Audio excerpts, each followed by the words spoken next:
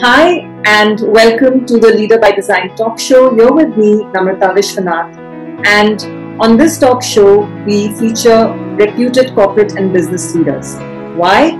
Because it's from them that we can really learn how to succeed in the real world. And I have with me today an amazing and a really special gentleman, Mr. Asit Oberoi, and he's special in many ways, and I'm going to tell you exactly that in the next couple of seconds. He has worked for over 30 years in the financial services sector. He's worked in some amazing organizations: Yes Bank, Fidelity International, Standard Chartered, Bank of America.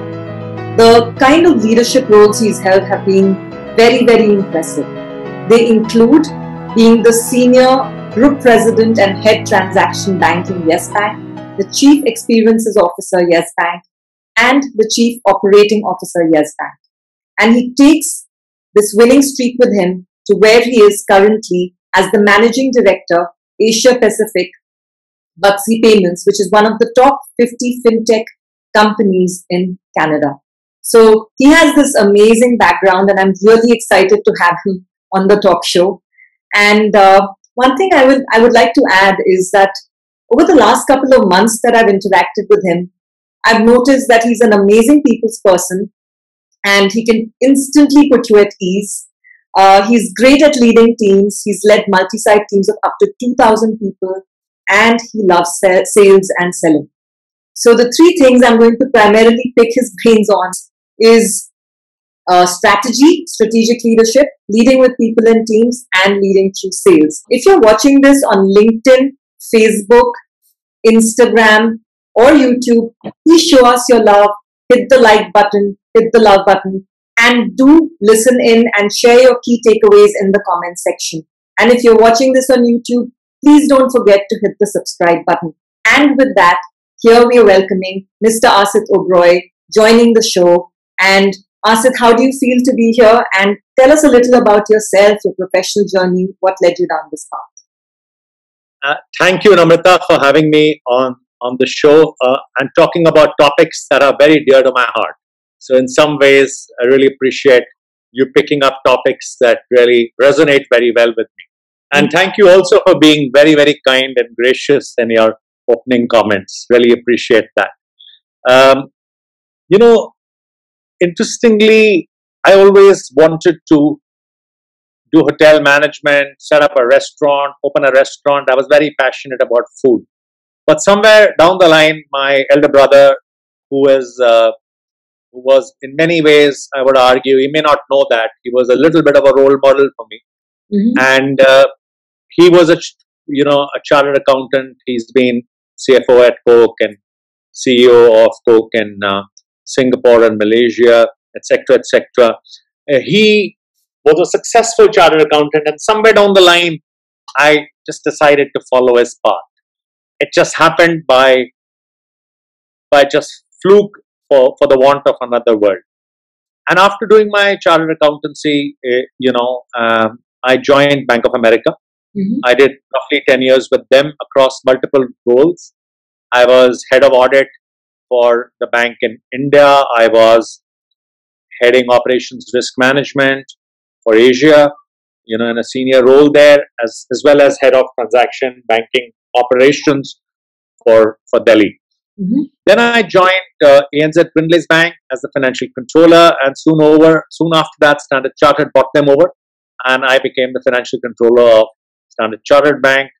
And I became the CFO at Fidelity Investments for their private equity, their asset management, and their offshoring business. And after that, I joined Yes Bank as their chief operating officer, and I did that for many years. And I did multiple and varied things in there, including in my CEO role, I also looked after corporate and retail for some time, and then only wholesale or corporate. I also looked after, as part of the role, infrastructure management, which is really fitting out branches and facilities management, and all the teams rolled up to me. So it was pretty interesting. So it also indicates some degree of flexibility to do different things, even if one is not a natural expert at them. Then I joined, after my CEO role, I was head of transaction banking, which is cash management, product and sales. And also their chief experience officer. That's an amazing journey. And I mean, I was looking at your background, your experience. It's so impressive. So what made you join and move from where you were to Buckzy? So, one thing which was very interesting, I had done banking for about 30 years. So I was a bit bored of banking. I had done, albeit many roles. I'd done CFO roles, I'd done CEO roles, I'd done business roles. I wanted to do something entrepreneurial. And, in many ways, I head Asia, principally from a sales perspective for Buckzy Payments. And it's a 1.5-year-old company. It's the closest thing to something really entrepreneurial. We have to set it up. We have to create it. It's a product. Cross-border payments is a product that I believe is highly profitable. I actually got an SMS from one of the biggest payments guys in India when I joined. Without naming him, he said, congratulations, Asit, great stuff. You're joining a payments business which is profitable at least. So it's a profitable opportunity. And we at Buckzy want to transform cross-border payments into a real-time experience. Now, if you know, cash management in India from a domestic payments perspective is fully automated. It's real-time. There's API-based, everything. But cross-border is highly manual. So we want to really make this experience, and the charges are very high. So we want to work on experience, real-time, sensible pricing, and give a great experience to people. Also, I thought the Buckzy team was a fabulous team, great people. My CEO, Abdul, is a great guy. I haven't told him that, but through this, it's a good bunch of people. So that was the reason. I love to hear about Buckzy and the interesting work that Buckzy does. And with you as the representative on today's talk show, I can clearly see that they do have an amazing team. So what we're going to do, Asit, now, you're actually one of the first leaders on the talk show to go through this segment. It's called the Power Shot segment. And I'm going to ask you, it's my version of the rapid fire, couple of questions, making it fun and light before we move on to the serious stuff. So if you're ready, I'm going to get started. Like the current show, is it? Yeah, kind of like the current show. So there we are. So Asit, you did briefly mention that you had a role model in your brother, but who have your role models been in general? So I'm a firm believer. Why have only one role model? Have different people you interact with, people who inspire you, like my brother and many others. I want to learn from each of them. Life is a learning game. I'm a big believer that even if somebody I may not get along very well with, I still have something to learn from him.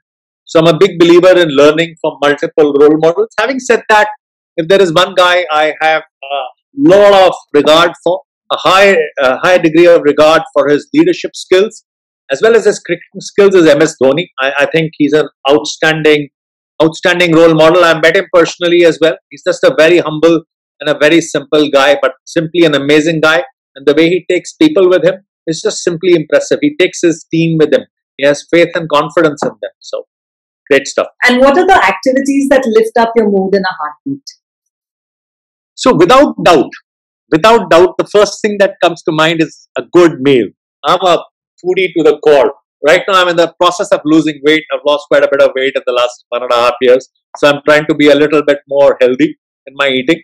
And my health coach will beat me up for saying this. But I love good food. So, food, without doubt, watching a good Hindi movie, as well as watching Netflix and Prime and Hotstar and everything else that comes on your OTT channel. That's another great thing. Then the third thing is having a good conversation with anyone, even if it's someone new. Very often, somebody connects with me on LinkedIn and I say, let's chat. I don't know the person very well, but hey, it's good to be nice to people. And, so good conversation. If I haven't spoken to that person for a long time or it's somebody new, I love that also. Wonderful. And we share that in common, at least our love for good food. So, what does delegation mean to you?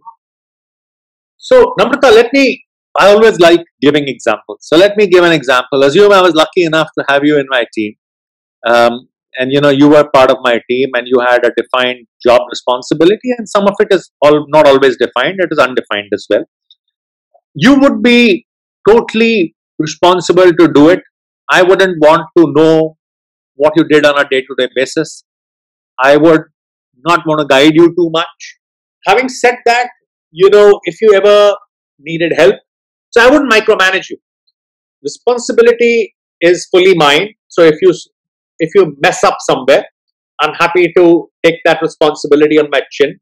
If you do an awesome job, it's all yours.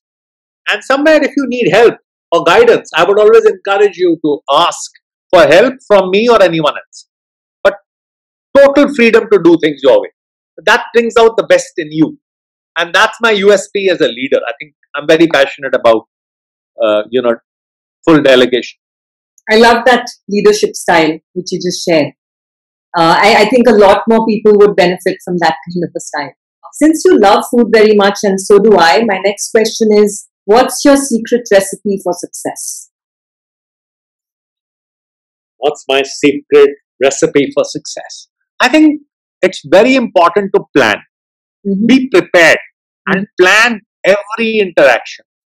So every meeting I used to have in my calendar, I would plan ahead of time for it. Even if it is a 1-minute planning exercise, at least you know what the agenda should be. And meetings I would set up, I would try and typically set an agenda. So be prepared, plan every execution. The other thing is be present with people. So if I am with you, one of the things I will do normally is I won't focus on anything else, including my phones, which I love very passionately for people who know me. I keep them to the side. I'll be present in the interaction. I'll be 100% with you. So, and always I will have an attitude to learn. Learning is very important. So thank you, Asit, so very much for these amazing insights. Absolutely love them. And we're going to move to the next segment, which is the real deal. That's where I'm going to pick your brains on the more serious stuff. So the first question there is, how has leadership evolved in the banking sector? So let me ask you a question. When did you last visit a branch, bank branch? In the prehistoric times. So you don't really, earlier days when banking began, people would visit branches to deposit checks, to withdraw cash. You don't need to do any of that. Today, it is all digital. So, transaction banking becomes very important. Neobanks are very important. Digital lending becomes very important. In many ways, MSMEs and retail become, very important for banks, maybe even a bit more important than the corporate bank. So that becomes kind of very important as we kind of evolve. Also, incrementally, digital comes with its own set of challenges. For example, in digital, there are greater risks as well. So you have greater risks relating to cybersecurity and some of that. So you have to actually, some of that sometimes is also important to control. And that comes at the cost of service as well. But that's fine. You have to manage risk as well.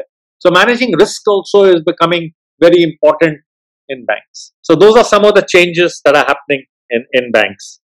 So my key takeaways from this is essentially adaptability is key, which is in fact not just for the banking sector, for other sectors as well. In many ways, Namrata, to add to that, right? It's a new world post-COVID. I think everything is getting a lot more digital. So banks have to also evolve. So for taking a cross-border example, you should be able to make a remittance overseas from your house with just touching a few buttons. Unfortunately, some of the banks haven't fully evolved. So that's where we can play a role in partnering with them to evolve some of those things. Absolutely. And what, according to you, are some of the mistakes people make in strategy, and how does one overcome it to succeed?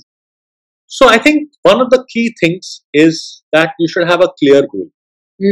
Have a clear goal, have a defined strategy, and 4 to 5 key projects to help execute. A very wise man once told me, a very senior guy, I want to do 5 or 6 big things in a year. And I want to do them better than anyone else does. Then I have the best KPIs if something is not performed. I will go deep into it and help execute it in the best possible manner and find out what's going wrong. So other challenges that happen also is execution falters because people have too many priorities. So they want to do hundreds of things in a day. So an example I gave when I met a CEO, when he told me I have 100 products when he took over his new company. But he said, I'm going to focus only on 4 or 5 because those are going to give me 80% of my revenue. So it's very important to prioritize. It's very important to focus. Otherwise, you land up doing nothing well. So that's the challenges people have. India very often struggles with execution. Our quality of execution is a challenge. We try and do too much. We try and please people too much. So those are some of the challenges we have. How do you think leaders today can perform more effectively in today's challenging times? So I think one of the most important things, Namrata, and you may hear me say this a few times, to be more effective, you need to create win-win situations for your teams. So listen, when you set your goals for the year, most people give top-down goals. I would say work with your team. Come up with the goals. Identify the strategy. Identify the goals. Identify 3-4 key initiatives you want to execute. Similarly, identify what is the right weightage. What are your most important clients? Identify the clients. Which are the clients you can onboard? Don't put clients there which are just good for your boss to see, right? Let them be bottoms up. Let there be some realism. And let your team be engaged. It's very important to create an environment where teams are engaged with you. So if you want, an effective working environment, you have to create collaboration. You have to work with teams. You have to, particularly in COVID times, right? You have to talk to people. Even when, unexpected things happen, help teams out.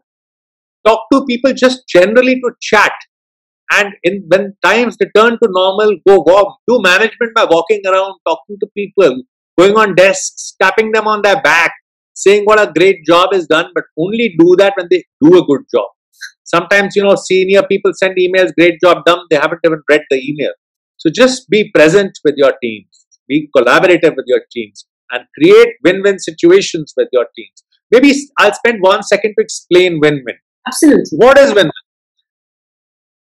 If I make Namrata win, assume she is part of my team, or she's a customer, or she's whatever. Assume she's my customer, and I try and help her look at ways to expand her business.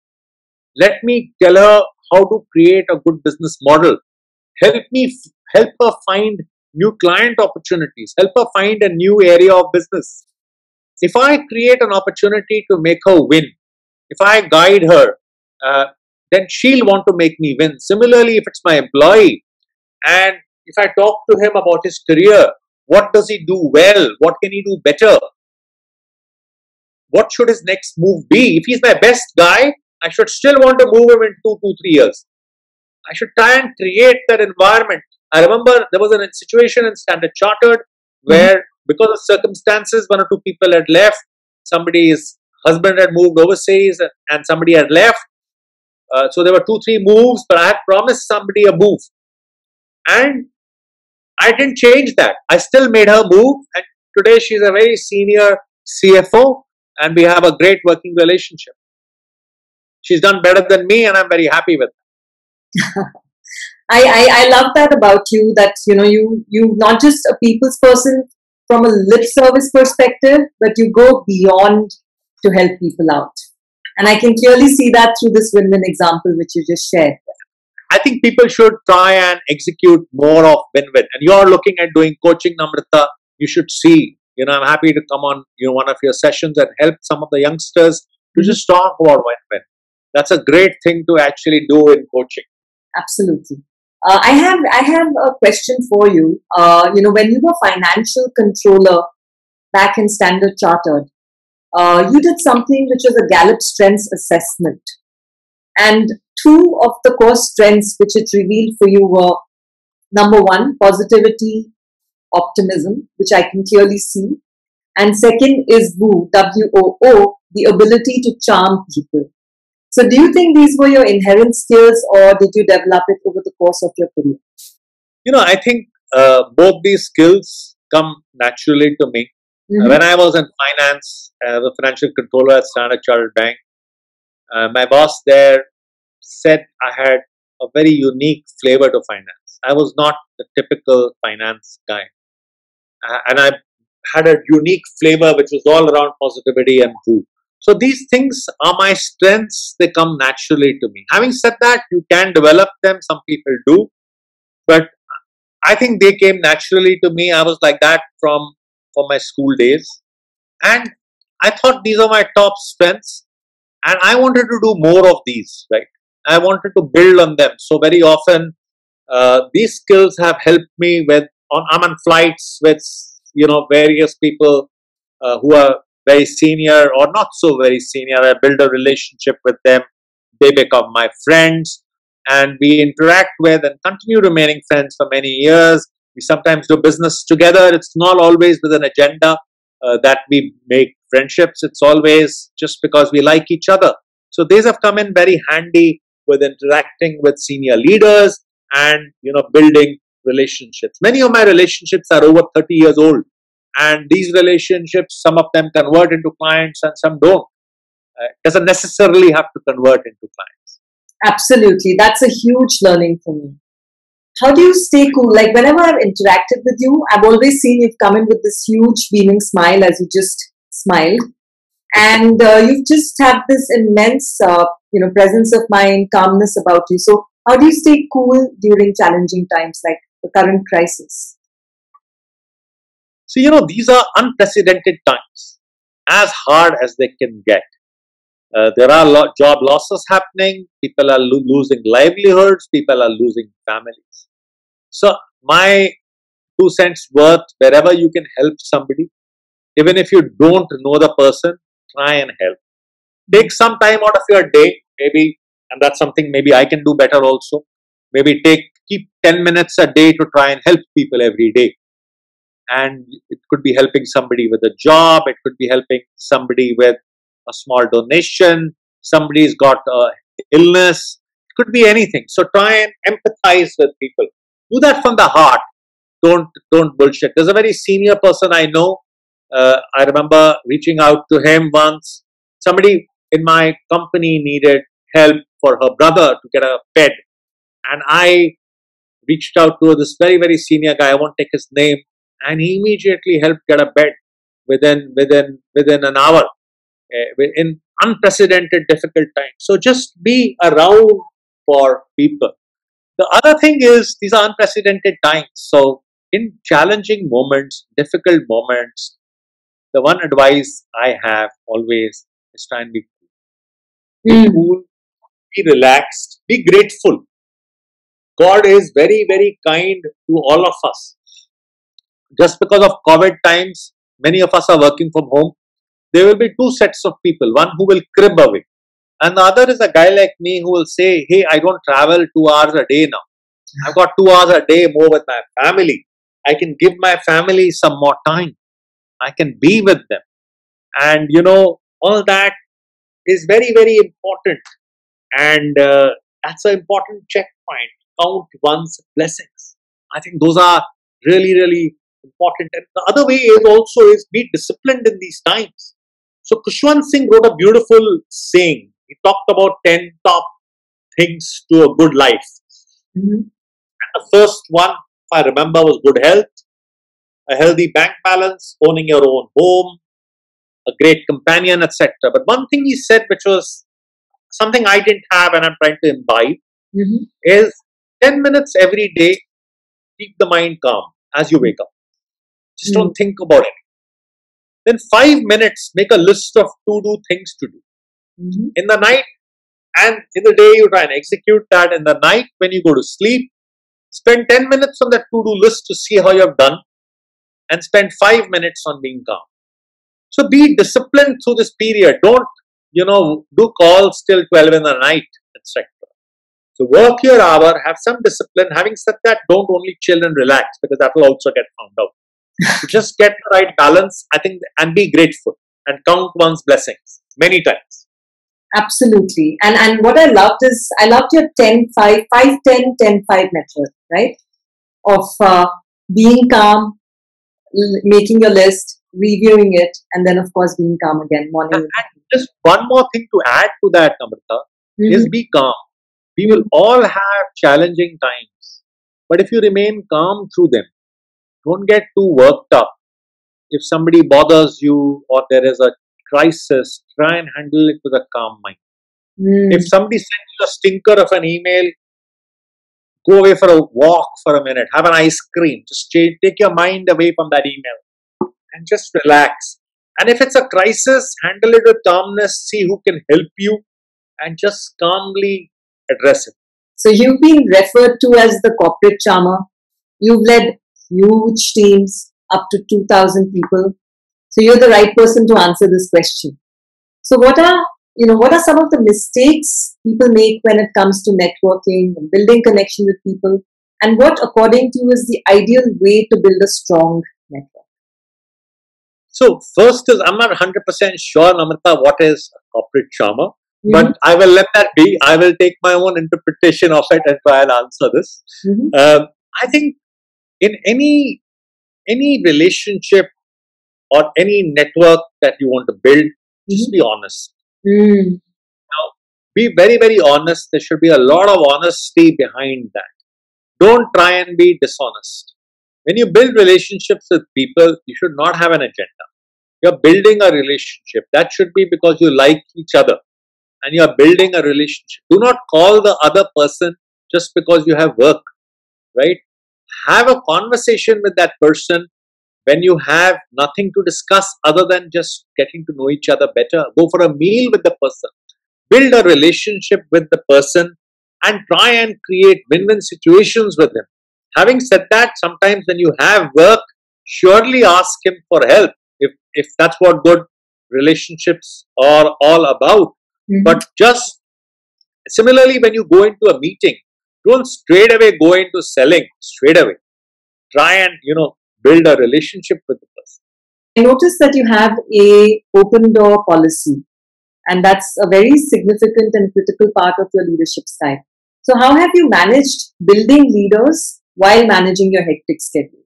Because it's a lot to do. So I genuinely like people. I like most people. I very rarely will tell you that I dislike an individual. So it's a lot of liking for people. And when I was CEO at Yes Bank, I had a lot of people reporting to me. Even as head of transaction banking, I had a large team. So I'm always available for people. Anybody from the junior most person can call me, and I'd love to talk to him or her.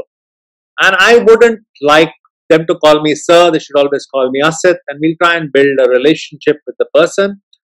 If they call me and I can't pick up because I'm in a meeting, I'd like to call back that very day to the best of my abilities. Then about building people, I think you should first identify who are your good people. You can't build everyone. So it's a little bit of prioritization that you need to do. You need to build your best leaders. You have to choose them. You have to handpick them. And then you have to build a plan to mentor them. Help them understand what they want to do. Understand their needs. If they need some personal advice, be happy to give that to them.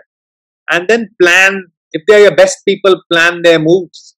It's important to give them other opportunities so they can succeed under other leaders as well. So plan their future moves as well as take risks with them. If they haven't done something, like I remember still in Yes Bank, there was somebody who was a senior guy who had done A role, and we moved him to a B role. I just asked him, would you want to try this? And he said, yeah, he hadn't done that role. So I said, that's fine. Let's take that risk and, let's work towards growing your career. So it's all about taking risks with people. And an anecdote I can share with you is again MS Dhoni with Jogendra Sharma in the last over of the 2007 World Cup, or getting Rohit Sharma to start moving into the opening slot, or actually persisting with Virat Kohli even when he was down. So have faith in your people, trust them, and There will be days when they may not perform to the best of their abilities. Be there for them. Don't tell them too much. Don't tell them what to do all the time. Help them grow. You have been a CA rank holder. You were traditionally not from a sales background, yet you love sales. And in your role at Yes Bank, you've onboarded many large clients. And I know for a fact that sales today is an essential skill, whether you're an entrepreneur trying to sell your products and services, or even as an individual selling yourself. So the next couple of questions are directed at sales. So your first question is, what are the types of fears? I mean, why are people so scared of selling in the first place? And what can they do to overcome their fear? So I think it's the fear. Look, let me tackle fear for a moment. Everybody has some fear or the other. Namrata. I have had fears in my life. I'm sure you have fears in your life. So there are 2-3 things which I have taken as a mantra to overcome my fear. Let me share that. Sure. One is, I am very prepared. I prepare for every meeting. So if there is a town hall, I remember a town hall at Fidelity where the CEO of the company was doing a town hall, and typically you'll never ask a question in something like that. So I prepared for that, and I was the first guy asking the question. I was out like a bullet asking the question. So that was what preparation does, and just tell yourself you're going to do something, and you do it. The other thing is, avoid being a backbencher. Be a front sitter. Be a front sitter in life. And sometimes even simple thing like walking briskly helps you overcome fear. Dressing up very well is a great fear reducer. If you dress up smartly and you are passionate about dressing up well, that helps you overcome fear. In sales, it's the fear of the unknown. You don't know who you're meeting. You don't know your topic. You don't know your subject well enough. You don't know what to ask. So what do? You know your product very well. You know what product you're going to pitch with that client. You try and find a linkage with that client. If he knows 2-3 people in common with you, you'll have conversational topics to do before you get into selling. You should set the scene before you move into the sales pitch. So if there are people in common or others who know him, that's always extremely helpful. Building a connect is extremely important. You have to build a connect with the client. As you build the connect and you're prepared, and you ease into the sales pitch, and don't oversell and undercommit and overdeliver. That's very key to sales as well. Simple thing is, time your, suppose you're talking to the CEO, you have to give that answer very often. You have an elevator sales pitch. Take 30 seconds to talk the most important things. If you're talking to his 3 down or just a salesperson in the organization, then you have to probably, take 5 minutes to explain the detail. So, you have to time it to suit people. You've spoken about how to overcome the fear of selling, but how can one, improve one's game? Do you have any specific tips for becoming better at sales? So one is, the first 60 seconds determine the impact you have on the guy. Find a way to make an impact. It could be through something very innovative about the company. People love knowing about their company. If there's a rights issue coming up or something new coming up, be prepared to discuss that. Or if there is some people in common, talk about that. Try and make an impact and keep your communication very simple. Very simple, very clear. Have good quality of communication. Be present with the person. If you're talking to the person, make eye contact with the person. If he's asking you a question, answer the question very, very clearly. Don't be all over the place in your answer. If he's asking you question A, listen to it fully. Don't answer it before he's even ended the question. So be very specific with that. The other thing is, sales is all about project management. So whatever you commit in that meeting with the client, please execute it to the T. Follow up. Send an update to him, minuting the action points, follow up, give follow-ups twice a week to them, etc., etc., etc. Project management is half of sales. Trust me when I say that. Also, you could figure out who is the best guy in sales, who is the best person in sales, have him mentor you, follow him for some things, and that's how you really just keep on improving the game in sales. But don't bullshit. Just be very candid, build a connect. That will help. And just be there for your person. Build a relationship. Very many sales people I've met just do transactional sales. All they're interested in getting their transaction out of the guy. But if you build a relationship, then he's your client for life. Very, very true. Very, very true. I think it's people are short-sighted when it comes to sales and selling, and building relationships is key to having a good sales relationship in the long term. What, according to you, makes for a good boss? One is you should be available for your team member. In COVID times, when people are going through unexpected times, don't send these standard SMSs which you can send to 1,000 people. Call up your guys and ask, is there something you can do to help? Talk to them. Find out if there is something that is bothering them. So be available, show empathy, show care. And people can make out what is genuine and what is bullshit. So be genuine.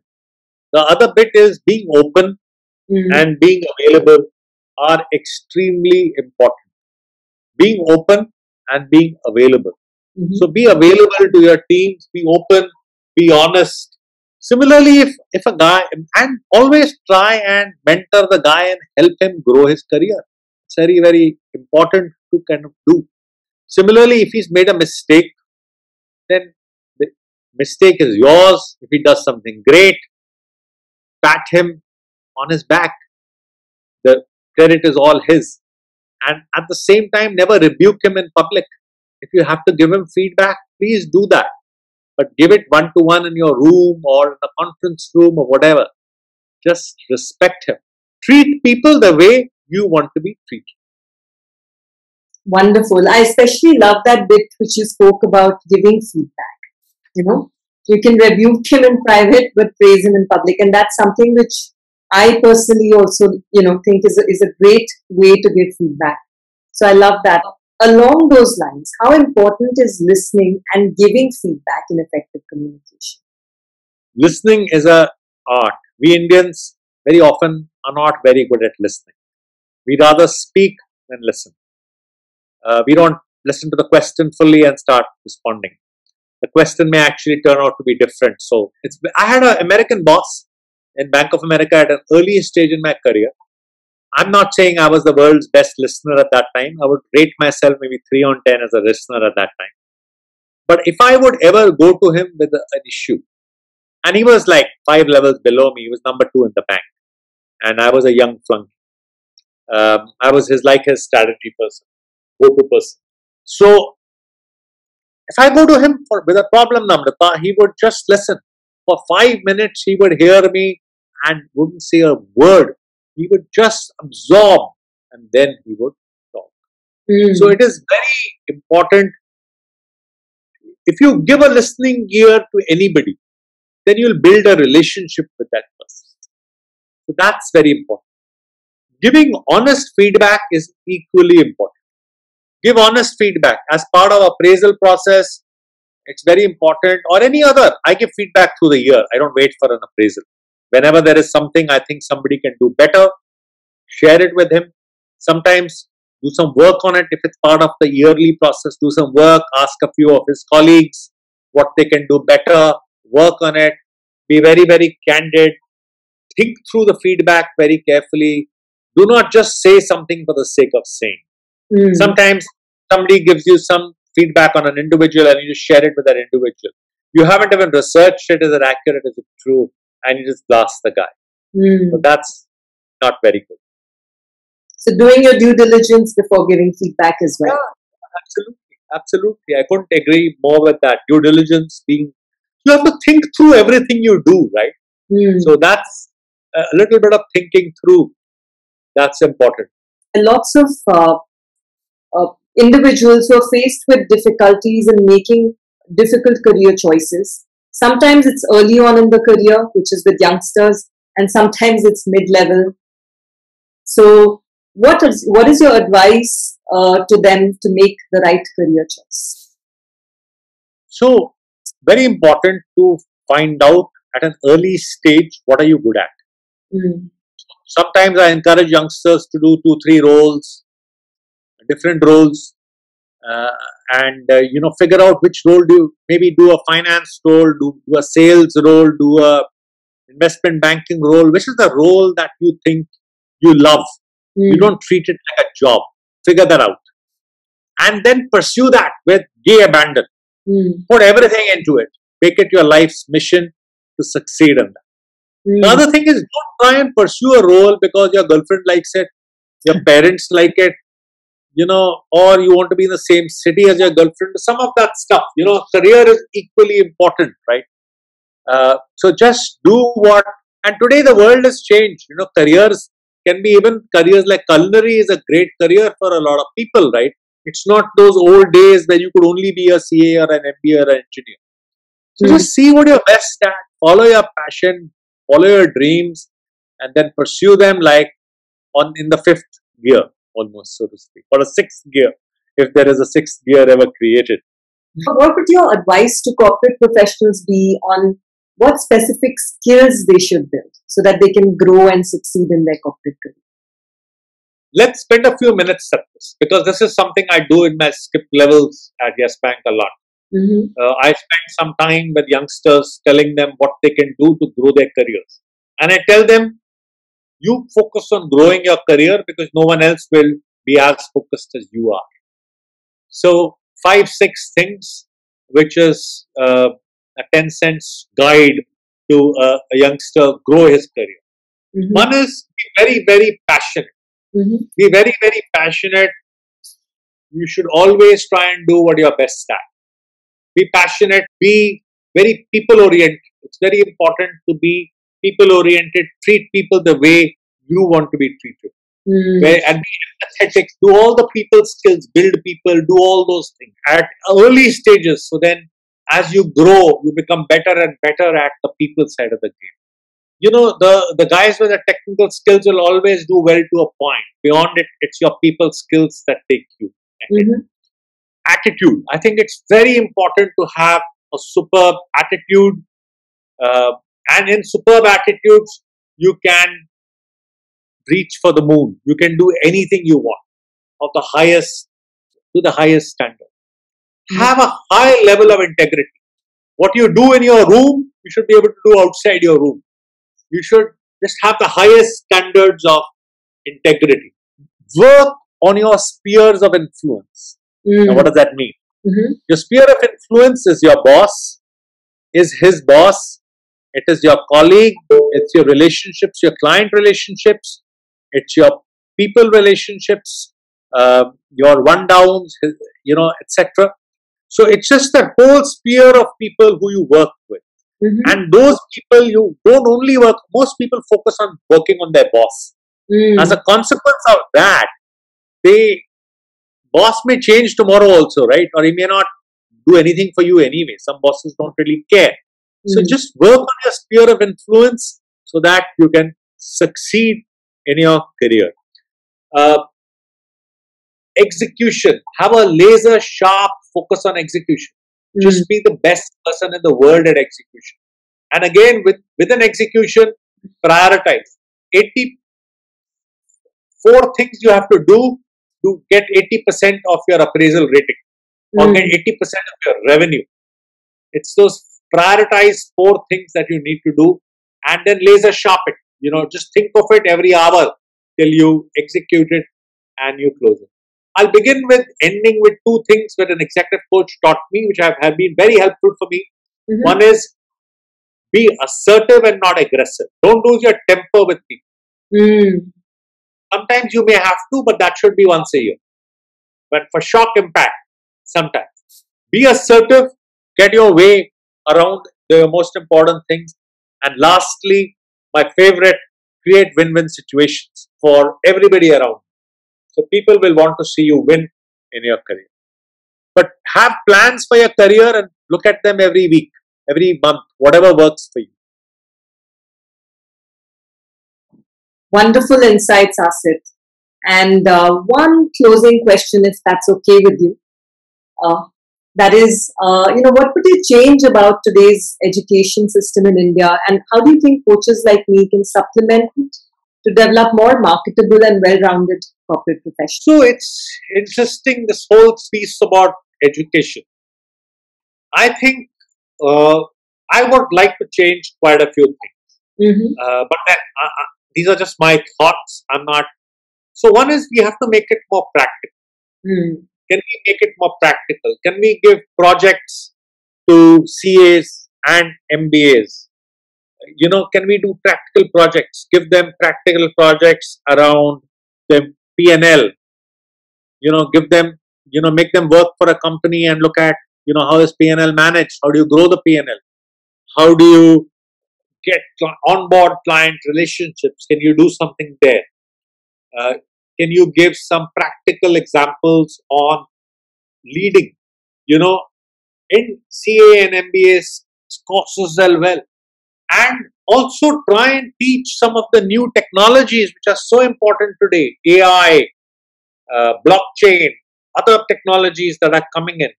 Teach people about new age industries, so people should know what are their career choices, right?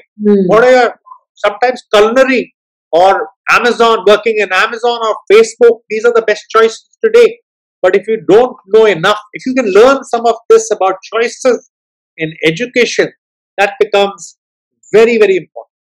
Practical wisdom will help people grow professionally. Give them practical wisdom. Can they do things practically? That will help them become more marketable, and they can grow their careers more significantly. So my top 3 takeaways, Asit, from your incredible, last 30-40 minutes was: number 1, win-win. Number 2, counting your blessings even during times of crisis. And something which you've shared, I haven't heard a lot of people share, is I would title it the 10-5-10-5 strategy.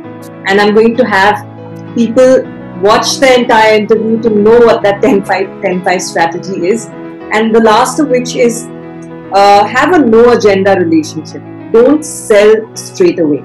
And I think that could go a long way in becoming better at sales. So thank you, Asit, for so many amazing insights.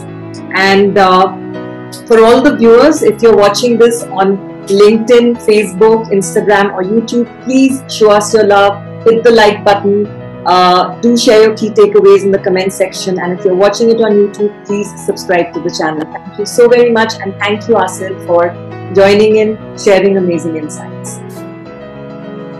Thanks very much, Namrata. Thanks for having. Have a great day.